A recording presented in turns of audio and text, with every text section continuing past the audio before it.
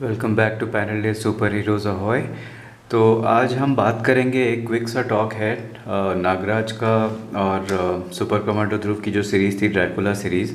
जैसा मैंने आपको थोड़े दिन पहले बताया, मैंने ड्रैकुला सीरीज़ थोड़े कन्फ्यूजन में अलग अलग पार्ट्स में ली थी और बाद में मुझे पता लगा कि इसका एक ही पार्ट अवेलेबल है अमेज़ॉन पे। पर कोई बात नहीं, अभी ड्रैकुला सीरीज़ में पढ़ रहा हूँ, तो I thought I will share my thoughts on first two books. तो ड्रैकुला सीरीज़ में 4 बुक्स हैं: ड्रैकुला का हमला, नागराज और ड्रैकुला, ड्रैकुला का अंत और कोलाहल। तो जो कोलाहल और ड्रैकुला का अंत है वो काफ़ी बड़ी बुक्स हैं।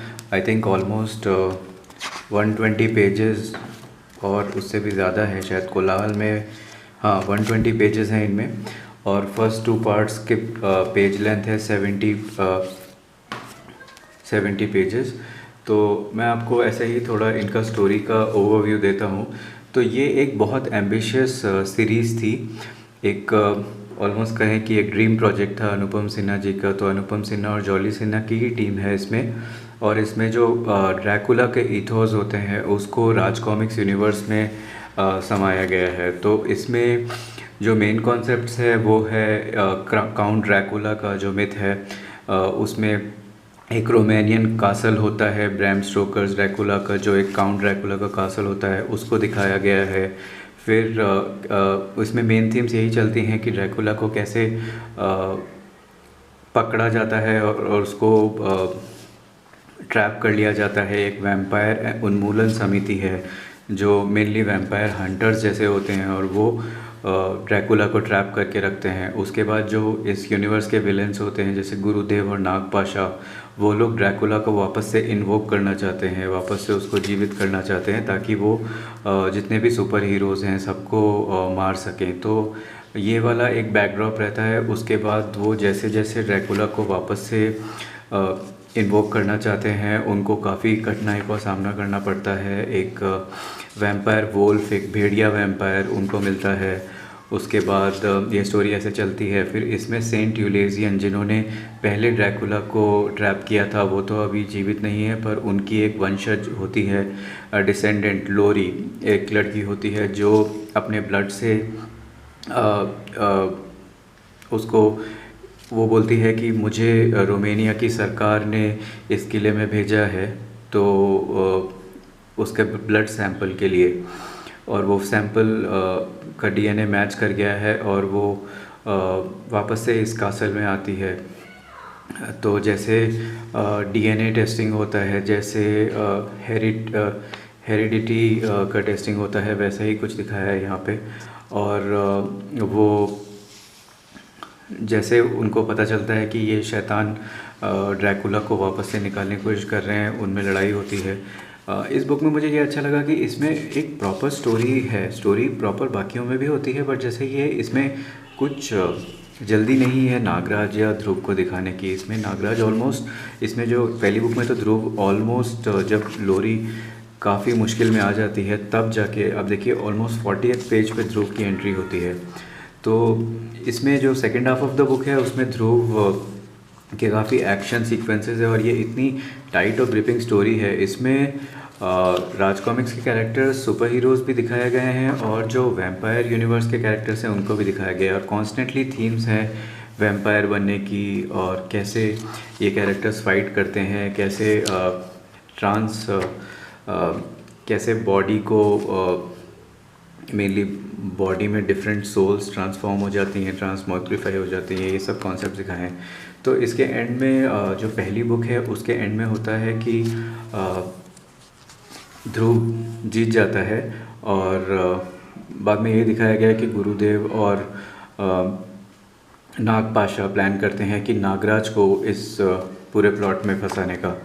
तो दूसरी बुक जैसा कि name suggest, it's fully based on Nagraj. तो इस बुक में भी बहुत इंटरेस्टिंग स्टोरी है। तो पहली बुक में जैसे मैंने बताया वैम्पायर हंटर्स की थीम थी, नागपाशा वैम्पायर, गुरुदेव रोमेनियन बैकड्रॉप था, वैम्पायर बैट्स दिखाए गए थे, एक्वा वैम्पायर दिखाया गया था। इस बुक में एक इनिशियल फाइट दिखाई जाती है, दिखाया जाता है कि नागराज वापस आ रहा है अपने फ्रेंड्स के साथ एक वर्ल्ड टूर करके। तो उसमें वर्ल्ड टूर का कॉन्टेक्स्ट ये है कि जब ये बुक आई होगी तो उससे पहले ये बुक्स आई थी एलानी जंग, काली मौत, नागराज अमेरिका में और आतंकवादी नागराज, जो संपूर्ण काल चक्र वाला वो एक सीरीज़ था। उसके बाद का ये स्टोरी है। तो उसमें ये दिखाते हैं कि नागराज की काफ़ी लड़ाई होती है ये एक वैम्पायर लेडी से, और उसके बाद इस काफ़ी एक्शन के बाद नागराज, जैसे ये टाइटल में था नागराज, बार बार इसमें नागराज का ये दिखाते हैं कि वो वैम्पायर में टर्न होता है। उसमें वैम्पायर का कॉन्सेप्ट नागराज के कॉन्टेक्स्ट में इसलिए अच्छा लगता है बिकॉज नागराज के थीम्स रहते हैं पॉइज़न, विश, उसके खून में पॉइज़न होता है। उसमें कुछ और कैरेक्टर्स भी आते हैं, इसमें फेसलेस का कैरेक्टर आता है, और जब नागराज फाइनली वैम्पायर बन जाता है और वापस से बच जाता है तो उसमें थोड़े और कैरेक्टर्स एंटर होते हैं। तो एक फ्रैंकेनस्टाइन का भी कैरेक्टर दिखाया गया है जो नागराज से फाइट करता है, और ये बहुत इंटरेस्टिंग एक सीक्वेंस है। इसमें फाइनली मतलब आपको पता नहीं चलता है कौन जीत रहा है, और नागराज थोड़ी देर के लिए वैम्पायर में कन्वर्ट हो जाता है। उसके बाद ये नागराज बच पाता है। यहाँ पे एंट्री होती है एंथनी की। तो इसमें एंथनी के जो भी फैंस हैं, एंथनी का बहुत अच्छा इसमें यूज़ हुआ है। आई थिंक जो इसके बाकी की थर्ड और फोर्थ बुक्स हैं उसमें बाकी कैरेक्टर्स भी आते हैं जैसे डोगा और परमाणु, पर इस बुक में मेनली यही दिखाया गया है कि काफ़ी सारे एक्शन सीक्वेंसेस है, एक ठंडी आग का कॉन्सेप्ट दिखाया गया है, बहुत सारी फाइट सीक्वेंसेस हैं, और इसमें बहुत फास्ट पेस एक्शन है जैसा कि ये इवेंट बुक्स में होता है। और बाकी बुक से इसमें मुझे ये अच्छा लगा कि इसमें बहुत डिफरेंट टाइप के थीम्स हैं। जो ड्रैकुला का वर्ल्ड है उसके सारे एस्पेक्ट्स को बहुत अच्छी तरह इन्वॉल्व किया गया है। तो बहुत पढ़ने में टाइम लगता है बट बहुत मज़ा आता है। इसके आर्ट तो अच्छा है ही, पर इसमें एक्शन और स्टोरी भी बहुत अच्छी है। तो इसमें जैसे मैंने दिखाया एंथनी का है कॉन्सेप्ट, एक फिर एंड में किंग का कैरेक्टर आता है जो एंथनी का एक मेजर कैरेक्टर है, और जो थीम्स दिखाते हैं आत्मा शरीर से निकल जाती है और लड़ाई होती है, और कोई किसी का बॉडी फॉर्म ले लेता है, कोई किसी का बॉडी फॉर्म ले लेता है। तो एंथनी कुछ देर के लिए इसमें ड्रैकुला बन जाता है। तो इसमें काफ़ी कुछ हो रहा है, ये इतना शॉर्ट में बताना पॉसिबल नहीं है, बट मेनली ये बुक बहुत इंटरेस्टिंग है और मुझे लग रहा है ये सिंगल इशू जैसे पढ़ने में बहुत मज़ा आ रहा है इसको।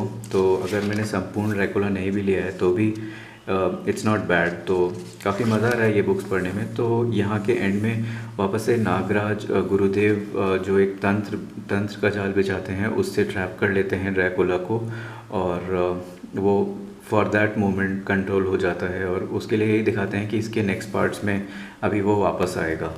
तो ये एक शॉर्ट सा मेरा थॉट्स था, एक छोटा स्टोरी रिव्यू था ड्रैकुला का हमला और नागराज और ड्रैकुला का।